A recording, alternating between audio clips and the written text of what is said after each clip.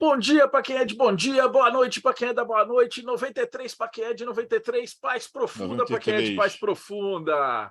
Você está em mais um Boteco dos Illuminati. Hoje é um episódio especial, a gente não vai enrolar muito, porque o convidado já veio aqui 2 vezes, o cara manja pra caramba, a gente já conversou pra cacete, ele vai vir mais vezes, que a gente está com outros projetos aí, mas hoje vai ser rapidinho, porque o pessoal estava perguntando sobre o livro A Fada do Dente, né? E a galera quer saber assim, pô, mas é de Telema, tem magia, tem sacanagem, tem Nelson Rodrigues no meio, é uma parada muito louca.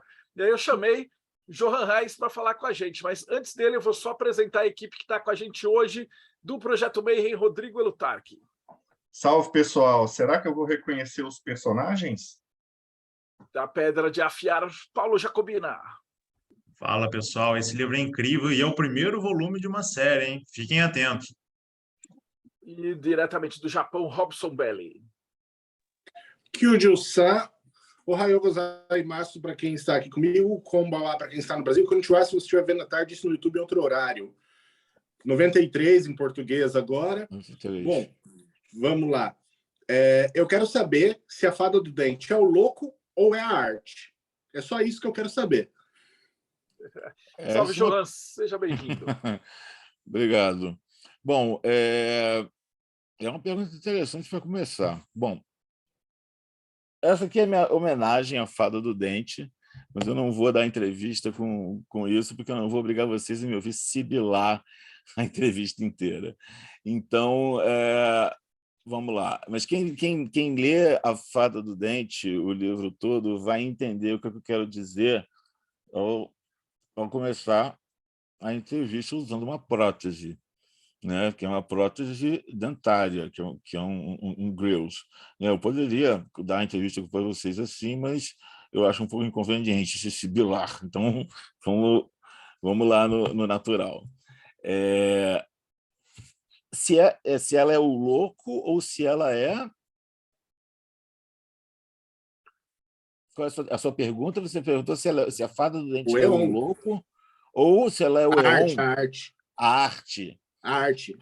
Olha, é engraçado você perguntar isso, porque eu nunca parei para pensar na Fada do Dente, na personagem que é a Fada do Dente, que ela... Vou explicar primeiro, né? A Fada do Dente, esse título não tem nada a ver com o mito a lenda da Fada do Dente, né? Que as crianças deixam dente de leite e tal. Não tem nada a ver, é uma ironia. É, na verdade, a história de um jovem magista, um jovem telemita, estudioso de ocultismo, de seus 30 e pouquinhos anos, né, 20 e tantos, 30 e pouquinhos anos, um cara jovem, carioca, que mora em Santa Teresa e foi discípulo de um magista muito conhecido no meio telêmico brasileiro chamado Alcides. E eu coloco no início do livro que é um livro de ficção e que qualquer coincidência, qualquer semelhança com a vida real é coincidência, ironia ou homenagem. Então, isso vai ser encontrado, assim, quem conhece, quem está por dentro do meio telêmico vai, né, principalmente brasileiro, carioca, vai reconhecer algumas pessoas lá. E, então, respondendo a sua pergunta, né, entre o louco ou a arte, a Fada do Dente, então, para chegar à pergunta, para responder a pergunta, eu teria que definir o que é essa Fada do Dente. A Fada do Dente é uma dentista, é uma mulher, é uma dentista, que o personagem principal, que é esse jovem telemita, esse jovem estudante de ocultismo, que ele também é um tradutor, não sou eu, não é. As pessoas perguntam, às vezes, porque esses são 3 livros, eu escrevi 3 livros de ficção, e todos os 3 têm elementos que eu captei do meu ambiente ou da minha experiência de vida, mas eu distorci e não são autobiográficos mesmo, assim, não são. Então, assim, eu só usei a experiência de tradutor para fazer dele um tradutor, mas ele não sou eu, em nenhum sentido. E ele começa a fazer um tratamento com essa dentista, e aí é que, eu não vou dar o spoiler da coisa, né? É aí que entra o plot, né, da história, porque é uma história muito dinâmica. Eu lancei outros 2 livros, né? Às vezes o Buraco é Mais Embaixo, pela editora Patois, e Crianças do Abismo, pela editora Cotter.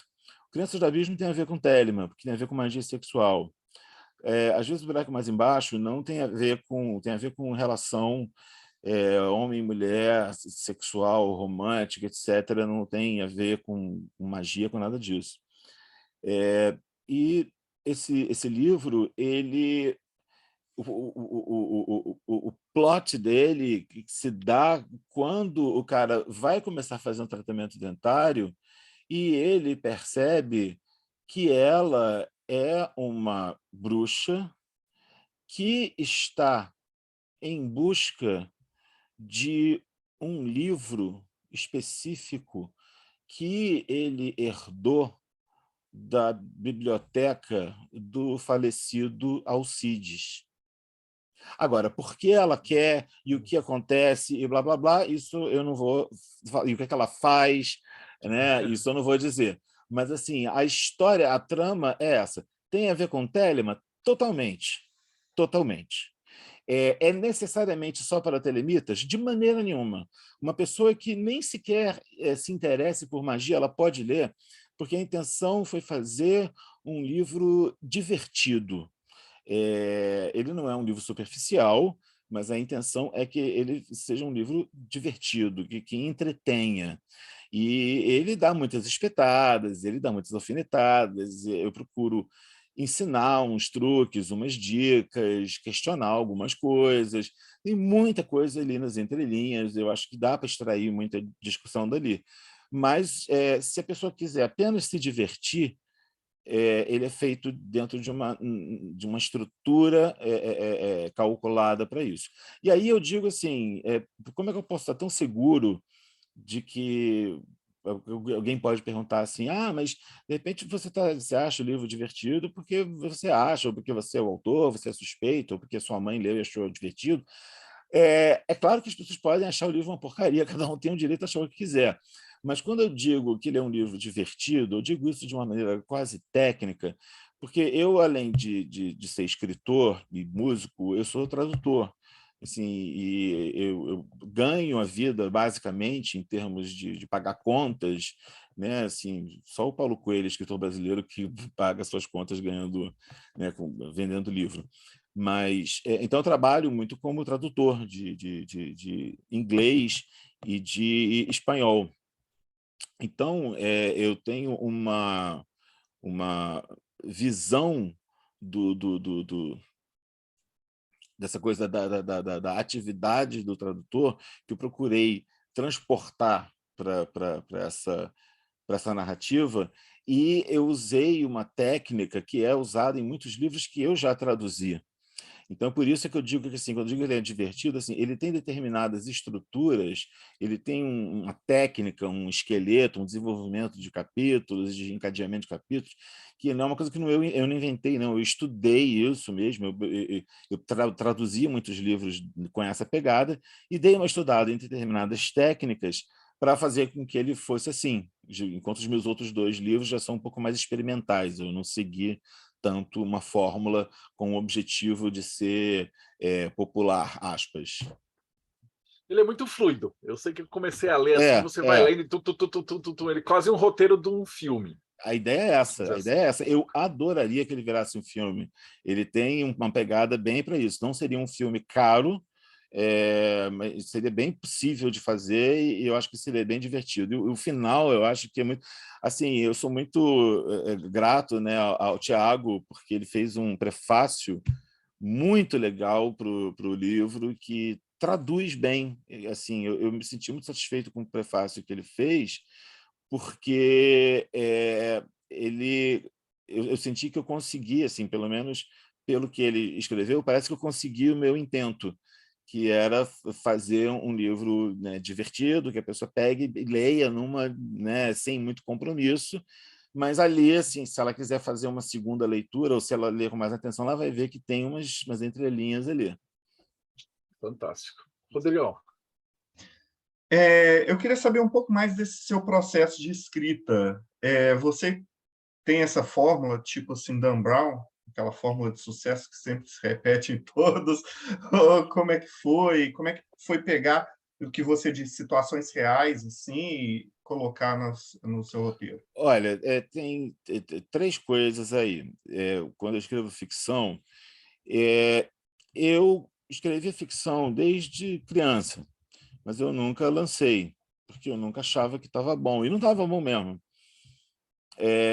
Eu faço música desde adolescência, né, desde muito jovem, né, sempre escrevia as letras das minhas músicas, além de compor as melodias e tal, e cantar, mas eu nunca achei que o meu texto de ficção fosse bom o bastante, e não era.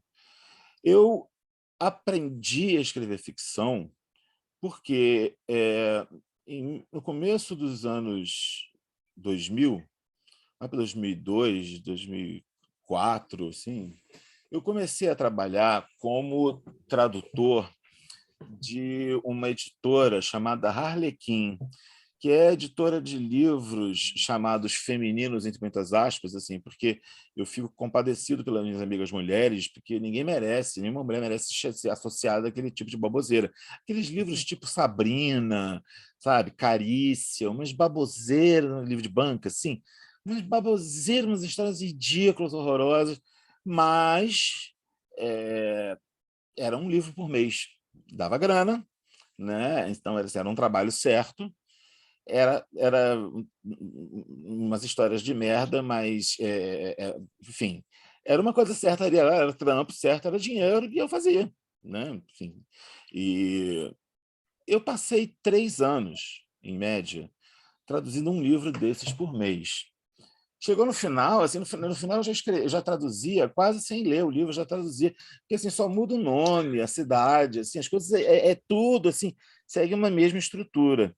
Então, o meu primeiro livro mesmo, assim, que eu completei, que eu escrevi, que eu completei, que foi o primeiro que eu publiquei, que foi publicado por uma editora, foi Às vezes o buraco é mais embaixo. Por quê? Eu parei de trabalhar para a Harlequin porque eu passei a trabalhar para outras editoras que pagavam mais e tal. Não, assim, eu nunca tive nenhum problema com a Harlequin, a editora de lá, que nem é mais editora, mas aqui era editora na minha época, a Lívia Rosa, é minha amiga, assim, aparece nos lançamentos do meu livro e tal, tipo, super de boa, não tem nenhum. Não foi queimada nenhuma ponte, nem tem nenhum baixo astral no meu afastamento da Harlequin, não. Mas o fato é que assim, a Harlequin era uma grana certa mensal, mas era um preço mediano para você traduzir um texto mediano. E aí começaram a aparecer pagamentos mais altos para eu traduzir livros mais ambiciosos, e eu, obviamente, comecei a pegar, né, esses trabalhos. Hoje em dia eu traduzo livros acadêmicos e coisas bem mais, enfim, se eu tivesse ficado lá, eu só tinha ficado naquilo, né? Então eu ia me limitar como profissional. Mas eu fiquei com 3 anos traduzindo um livro por mês daquele. Assim, aquilo ficou grudado assim no meu cangote, ficou uma coisa assim que eu não sabia o que fazer para me livrar daquilo, parecia um fantasma. Aí eu pensei, eu vou escrever uma versão pervertida daquele, que é esse livro aqui, Às vezes o buraco é mais embaixo. Eu vou escrever, ele foi lançado em 2017 pela editora Patois. Eu vou escrever uma versão pervertida desses livros Harlequin, Sabrina, Bianca, Carícia, tipo uma coisa envenenada, uma coisa má, uma coisa doentia. E aí eu resolvi fazer o romance entre um ativista vegano, não sou eu sou vegano, mas eu não sou ativista nesse sentido que ele um ativista vegano e uma herdeira, assim, classe média, assim, não tem grana, né? E uma herdeira de um dos maiores frigoríficos brasileiros, que se conhecem em Nova York. E aí vira uma coisa assim, tem inspiração em Nelson Rodrigues, aquelas coisas barra pesada de Nelson Rodrigues, e tem o meu próprio humor mórbido, que eu sempre tive um senso de humor muito mórbido, muito doentio. Poucas pessoas entendem direito, assim. Eu e meu marido, nós temos o mesmo senso de humor mórbido. A gente ri de coisas que pessoas, se elas vissem, elas ficariam profundamente ofendidas e nos crucificariam em praça pública sem pestanejar. Então, assim, e isso transparece nesse meu livro. Então, eu fiz esse livro, assim, eu desenvolvi essa técnica, né, de escrever ficção. Eu concretizei isso através às vezes, o buraco é mais embaixo, né? E esse título, inclusive, ele tem a ver com ele se explica na cena final, que ele tem um prefácio de uma escritora, uma jornalista e poeta chamada Leila Acioli, e ela leu o livro em 2 tomadas, sendo que entre uma e outra ela teve pesadelo com o livro. E eu falei, nossa, sucesso, é isso, o objetivo era esse. Então, assim, é um livro perturbador. Bom, pelo menos ele tem a intenção de ser perturbador, e muitas pessoas que leram disseram que se sentiram perturbadas de alguma maneira pelo livro. Então, o objetivo dele é esse. Aí eu consegui me livrar daquela nhaca da Harley Quinn, daquelas histórias românticas, né, aquele, né, encosto, e eu desenvolvi a Fada do Dente, que foi um livro que eu publiquei primeiro como e-book na Amazon, mas, tipo assim, 3 pessoas leram em 5 anos lá, quer dizer, um negócio que não existe. E aí eu cheguei a uma época que era uma história que eu queria que as pessoas lessem, eu queria que chegasse às pessoas, porque eu acho que é a mais acessível dos meus livros de ficção, das minhas histórias de ficção, até agora, que eu escrevi. E foi aí que eu propus ao Marcelo, a quem eu agradeço, que me recebeu meu trabalho assim cegamente, ele nem leu o livro e topou, né? Um leap of faith, né? Que eu agradeço muito. E eu acho que o pessoal da editora Diamond e do Projeto Mayhem, assim, eu tive muito bom retorno com as entrevistas anteriores do Projeto Mayhem, muita gente me procurou a partir daí, então teve um resultado muito bom.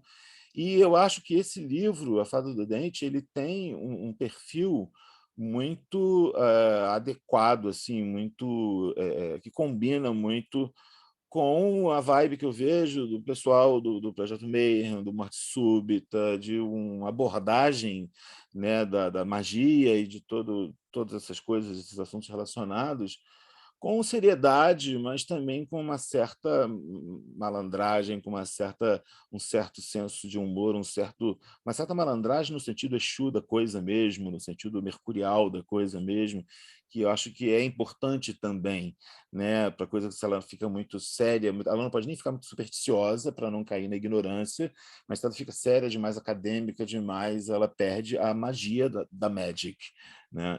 Enfim, mas eu estou tergiversando aqui. Você me perguntou sobre se eu estudei, né, alguma maneira. Bom, eu tive esse estudo, são 2 coisas, né?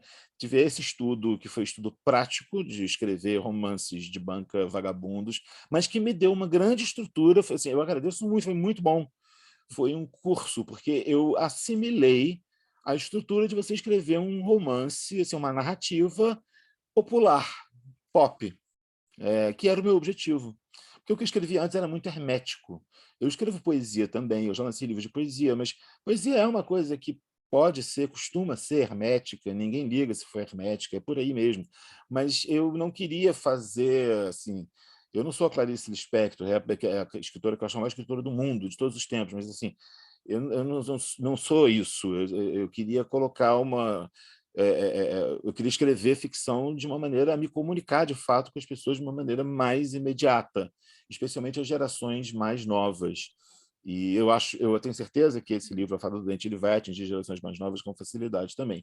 Eu fiz para terminar de responder então a sua pergunta, eu fiz um estudo de um método de escrita de ficção.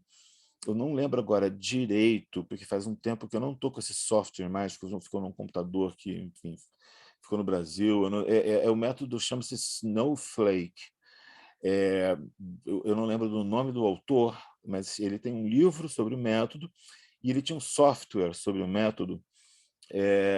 Esse método ele é basicamente assim: você resume a história que você vai contar em uma frase, depois você faz um resumo de 3 frases, depois você conta a história em um parágrafo, depois você começa você vai montando a história, assim, até que de maneira que você pega os personagens e você coloca assim, você faz umas tabelas, e o software ajudava muito nesse sentido, de colocar assim, altura, gosto musical, cor do olho, cor da pele, tipo de roupa que usa, tipo de expressão que usa, gíria que usa, se fuma, não fuma, o que come, o que não come, essas coisas, várias coisas que você nem vai usar no livro propriamente, e aí eu acrescento, por minha conta, o mapa numerológico que eu trabalho com estudo, com numerologia, o mapa numerológico do personagem, da personagem. Então, a partir disso, esquematiza a história toda, tipo assim, tal coisa acontece em tal capítulo, de tal maneira que você faz todo o esqueleto da narrativa e dos personagens, e aí quando você isso dá um trabalho, claro, você não faz isso assim fácil, mas quando você termina isso, aí vem o trabalho de você, tipo, bom, primeiro capítulo está aqui resumido em 2 parágrafos, eu vou fazer ele com 15 páginas, 10 páginas, está estipulado. E aí o trabalho é esse. E aí fazer, e revisar, e revisar, e fazer, e revisar, e revisar. Revisar, assim, exaustivamente. O trabalho de um escritor, de um tradutor, é revisar para depois entregar para ser revisado pelo revisor. Que isso, eu trabalho também como revisor de trabalhos acadêmicos para uma editora chamada Rede Unida, ali do sul do Brasil, e assim, você não pode ser tradutor e revisor do mesmo texto, porque o autor do texto, ou o autor da tradução, porque o tradutor ele é um coautor, ele naturalmente, isso é uma ciência comprovada, ele naturalmente deixa passar erros no texto que ele próprio escreveu ou que ele próprio traduziu, que é como se ele escrevesse, que saltam aos olhos de uma pessoa de fora, que é o papel do revisor. Tem editoras até que fazem, dependendo do livro e dependendo do cacife da editora, que o livro passa por 2 revisores.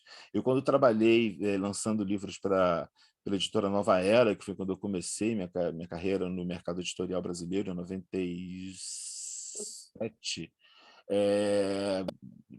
essa era normal que... Eu perdi agora o ponto de... Eu estava falando sobre o começo da minha carreira editorial, perdi completamente o ponto, fio da meada. Sobre a revisão. Sim, exatamente. Na Record, pois é, a Record, que era uma grande editora, é ainda no Brasil e tal, tinha o selo Nova Era, que publicou o Tarô de Tote, né? E os livros lá passavam por 2 revisores, por ser uma editora muito grande, assim, a maior do Brasil na época, né? Então o selo que me publicava era um selo da Record, então era como passava pelo meu... Eram 2 revisores, né? Então é isso. Então a maneira de eu conduzir, construir a narrativa é isso. No Crianças do Abismo eu já fiz uma coisa um pouco mais experimental. Eu já fugi a essa fórmula. É um livro que fala de magia, de magic sexual, de maneira bem explícita, e não, embora não, como é que eu vou dizer? De maneira bem clara, porém não explícita, talvez não seja explícita. É evidente, só não é, digamos... Eu só não esfrego a coisa na cara, mas os bons entendedores vão entender o que está ali. Porque eu acho também que acontece o seguinte, tem coisas que não adianta você falar, não é questão de elitismo, nem de achar que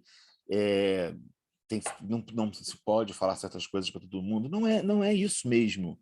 Até porque isso seria risível na época da internet, né? Querer manter segredos, querer manter mistérios. Isso é uma besteira.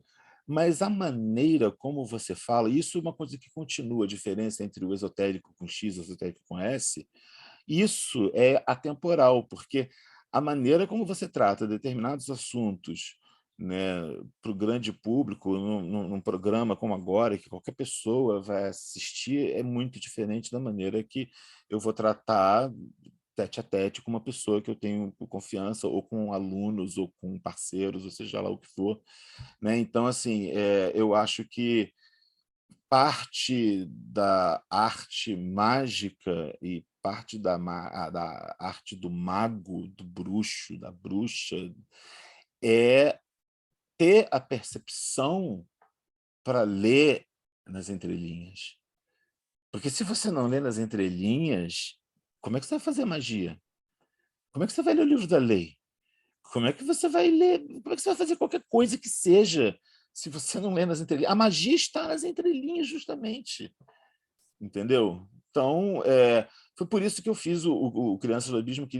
Porque originalmente eu tinha a ideia de fazer uma trilogia Telemann, como sendo um livro sobre o tarô, que eu lancei em 2000, um sobre a biografia do Crowley, que eu lancei em 2010, a versão original pela Madras, e depois, em 2020, a ideia seria lançar um livro sobre magia sexual. Mas eu resolvi não tratar do assunto de maneira técnica, enciclopédica,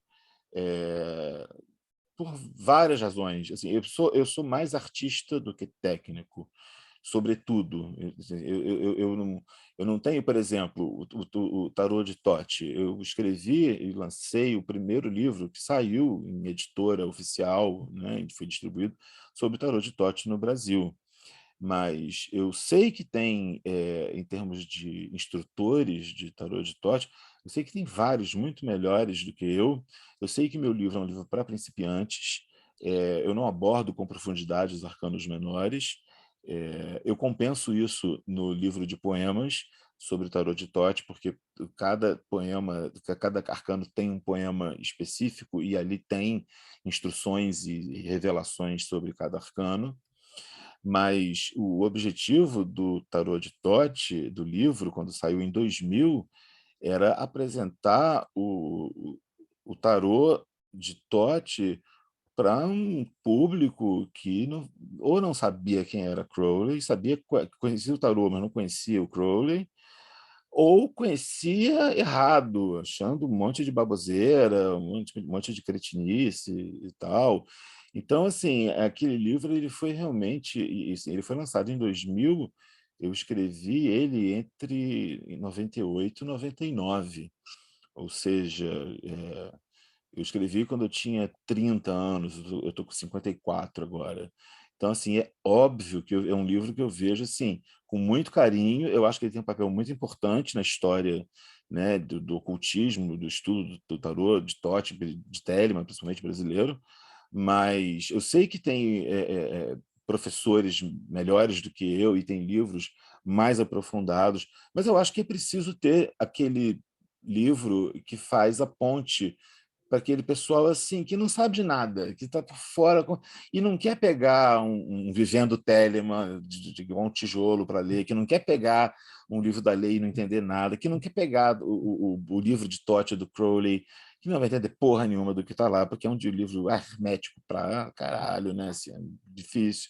Então, o meu objetivo ali com o livro, quando às vezes eu vejo alguns comentários de que críticos, né, de que é um livro um pouco simplista, eu espero que ele não seja simplista, porque eu não acho que ele seja raso, mas ele é um livro simples mesmo para quem para apresentar a coisa para quem não conhece. E ainda tem muita gente que não conhece. Tem muita gente que não adianta chegar com biografia enorme. É a mesma coisa, tem biografias do Crowley que tem 500 páginas. Eu li essas biografias, né? A própria biografia do Crowley de 1100, a autoagiografia. Aliás, essa biografia tem a felicidade de anunciar que ela está saindo. Eu já divulguei nas minhas redes sociais a capa La Biografia de um Mago, a versão para o espanhol, que eu mesmo fiz para o espanhol, e que está saindo pelo editorial Luiz Cárcamo, que foi quem publicou Magic, em teoria e prática, e publicou também o livro de Tote, do Crowley. Eu busquei essa editora exatamente porque eu queria procurar qual editora que publicava sobre Telemann ou publicava livros do Crowley, né, na Espanha. Então eu fui num só, direto, né? E eu vi, essa aí é parte do grupo editorial grande, que é o Equipo Difusor del Libro, e aí eu falei, bom, parece bom, mandei, e para minha felicidade o meu espanhol foi aceito, né, que eu comecei a estudar quando eu mudei aqui para o Uruguai há 4 anos, mas foi o mesmo processo que eu fiz com o primeiro livro, o Iniciação à Numerologia, que foi que deu início à minha carreira de tradutor, que eu traduzi o Iniciação à Numerologia para Initiation into Numerology. Pensei, obviamente, qual a editora dos meus sonhos? Samuel Weiser, né, que publicou o livro The Book of Lies, não sei o quê. Mandei para eles, curtiram, publicou, está lá, está editado até hoje, está vendendo até hoje. Virou Redwill Weiser, né, porque a editora foi a vice-presidente, né, a dona lá morreu e foi encampada lá por outra editora, mas continua valendo, está lá publicado, enfim. E é isso. Bem, tem possibilidade de várias perguntas, mas vamos focar um pouco mais na Fada do Dente em si. Sim. Tem a questão de como é que se apresenta a magia dentro do Fada do Dente, porque ela flerta um pouco com a superstição, até mesmo se a gente for parar para pensar, né, quando existem escritores de fantasia que vão mostrar, vai vir um mago e vai soltar uma bola de fogo, né? Tem alguns escritores de fantasia, como o Tolkien, por exemplo, que a fantasia é uma coisa meio natural, né? Você vê o Gandalf utilizando a magia, na verdade, parte da magia dele é o nascer do sol, né? Ele abrir uma pedra para a luz passar e derrotar um troll no Hobbit. Ele tem um pouco disso. Como é que você apresenta a ideia da magia, a magic, né, como dentro do seu livro, por favor?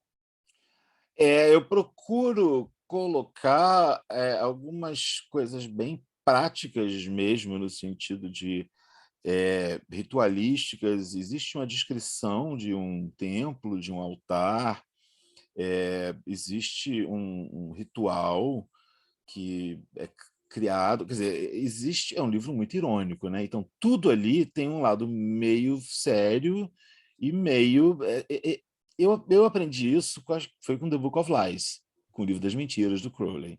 Então assim, aquele livro, ele corrompeu a minha mente para todo sempre, quando eu li com 25 anos mais ou menos, porque eu nunca mais consegui encarar nada sem ver o ridículo e o sublime, o belo e o horrendo. Para mim, tudo é feio e lindo, tudo é ótimo e péssimo. E eu não digo isso como uma figura de linguagem, não. Assim, é como se, assim, do ponto de vista de algumas pessoas, talvez de alguns psicólogos ou psiquiatras, isso poderia ser assim, que o The Book of Lies deu defeito no meu cérebro, mas eu não consigo, assim, aquela coisa de você estar rindo e você começa a chorar pela sua risada, aí você chora porque está rindo, ri porque está chorando, e aí você não sabe mais se é a lágrima de rir ou de chorar. Então, assim, essa pegada de encarar a vida e tudo dessa maneira está muito presente na narrativa da Fada do Dente, né? Você que leu percebe isso. E então eu coloco a magia ali, e o final explicita isso, o final que eu não vou dizer. Eu coloco ali a magia de uma forma assim: será que isso é real? Ou será que isso é um bando de bundão viajandão? E eu não estou respondendo a pergunta mesmo. E o leitor que se vire para tirar a conclusão que quiser tirar. E, assim, esse livro ele não está afirmando nada, ele está perguntando, ele está cutucando. Então, ele apresenta a magia de maneira muito descritiva, ele apresenta uma leitura de tarô, né, de maneira muito descritiva, dentro da narrativa, né, ele apresenta raciocínios de magic, raciocínios mágicos, no sentido de... Porque é até um contraditório, né? Porque a gente sabe que em magic o raciocínio é praticamente o inimigo, né? Você tem que bloquear o raciocínio para que a magic funcione. mas quando eu digo raciocínio da Magic, eu quero dizer o funcionamento, a engrenagem da Magic, né? Assim, a engrenagem da Magic, ela é apresentada no livro, assim, porque mostra o cara fazendo, o cara faz isso, faz aquilo, o cara pensa naquilo, não, eu fiz aquilo, vou fazer aquilo e tal. Então, assim, e mais para o final, quando tem a cena de determinado ritual, existem preceitos que são básicos ali, que são seguidos, e existem preceitos que são uma viajação total, uma piração, um deboche, e aí o leitor vai decidir o que é o quê. É assim que eu apresento a magia. Parabéns. Ô, Giovanni, eu acho que, cara, a gente já explicou o livro. Se a gente começar a falar mais, vai começar a dar spoilers, e eu acho que ficou sensacional, cara. Já explicou direitinho todos os pontos que a gente queria, eu acho que ficou sensacional por hoje. Então, Beleza. Vamos lá, Rodrigo Lutar, que suas considerações finais? Só pra gente... Olha, queria mais uma aula de escrever roteiros. Quem sou eu para dar aula para escrever roteiros? Porque foi fantástica a resposta que ele deu. Assim, comecei a pensar nesse método aí, ideias que surgem na minha cabeça que eu nunca coloco em prática. Mas, assim, foi fantástico essa entrevista. Adorei. Valeu, muito obrigado. Paulo Jacobina, considerações finais. Olha, estou ansioso para receber o meu exemplar, né? Já adquiri isso, estou esperando terminar a diagramação, imprimir e chegar, porque com certeza a história é fantástica, eu conheço um pouco da história, ela vai ajudar todo mundo. Se você está nessa senda há muito tempo, ou se você está começando agora, é um livro que vai te ajudar a perceber, pelo menos, a forma de se vivenciar determinadas coisas. E a partir dali você vai desenvolver o seu caminho. Muito obrigado. Obrigado a você, que fico muito feliz de conseguir o objetivo, assim, porque o que você está falando é o que eu queria conseguir com esse livro mesmo. Fico feliz. Robson Belli, considerações finais. Ansioso para ler o livro, triste porque vai demorar pra caramba para chegar aqui no Japão, mas eu adoro esse humor ácido, essa pegada satírica e irônica que ele está mencionando aí dentro do ocultismo, porque, bom, como telemita não tem nem como não gostar. Mas, assim, a tristeza cara, é mais realmente pela demora que vai ter de pegar esse livro. Olha, essa coisa de você falou bem de telemita, não gostar disso. Eu traduzindo, né, fazendo a revisão dos comentários de um livro da lei, do Crowley, assim, é muito engraçado, e eu me identifico muito com isso, que o Crowley era um cara erudito, pra caralho, né? Todo mundo sabe, um cara erudito, estudou tudo, falava, beleza, e tal, e ele tá falando uma coisa lá super erudito nos comentários, e lá, blá, blá, blá, blá, blá. Aí daí a pouco ele fala não sei o que e tal, ao contrário do que diz um gordo ordinário, como não sei o que é um colunista da época lá, que aí o Flávio Watson, que ele fez essa coisa de colocar as explicações de quem era quem, porque tem muita referência. Aí eu fui ver quem era o cara e tal, assim, e é muito engraçado, porque o Crowley, assim, magro ele não era, né? Então, assim, e ele tem essas coisas no texto dele que de repente ele está falando sério, até daqui a pouco ele manda assim, não, mas é um gordo ordinário, um calhorda safado, que não sei o que, umas coisas ad hominem, que você vê assim, como o cara, assim, isso teria, se fosse revisado por uma editora profissional, ninguém tinha tirado. Mas foi bom que não tiraram, porque ali você está vendo cruamente quem é aquele filho da mãe daquele cara. Mas, enfim, tomara que você curta né, a narrativa aí da Fada do Dente. Não, vai dar muito certinho. Para quem está acompanhando agora, ele está no Catarse ainda, no catarse.me/História da Magia, né? Porque a gente decidiu, como está tudo enrolado por causa de final de pandemia e começo, a gente ia fazer 2 financiamentos para o final do ano, e aí acabou juntando todos os livros num só. Então a gente está com 8 livros fazendo. E o teu é um já deles, batemos a sensacionais. meta. Já bateu a meta, ele já está chegando quase em 100 mil, que vai ser o livro que a galera já vai ganhar do Robson. Né?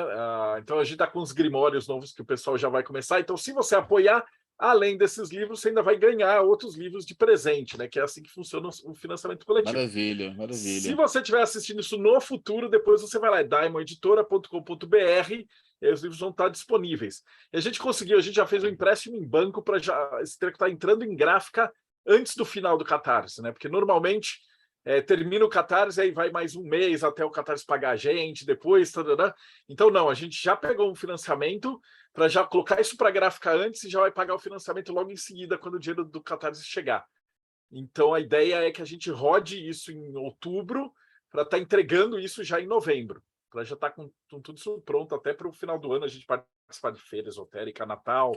Dia 11 de novembro eu estou em São Paulo, no Bar Patuscada, lançando meu livro novo de poemas Já Júpiter, que tem muitas referências telêmicas também. E, assim, quem tiver com a Fada do Dente, porque quiser passar por lá, não é obrigado a comprar o Já Júpiter, não pode passar por lá para dar um alô, que vai ser muito bem-vindo. Se bobear, acho que já deve até estar pronto, ou em fase final mesmo. Vai ser dia 11 de novembro, 11 do 11. Então, maravilha. Bom, brigadão, João, valeu por tudo. Eu que te agradeço. Paulo, Rodrigo, Robson e galera que assistiu a gente, então não perde. Vai lá no financiamento, apoia nossos projetos e a gente se vê aí no próximo Boteco dos Illuminati.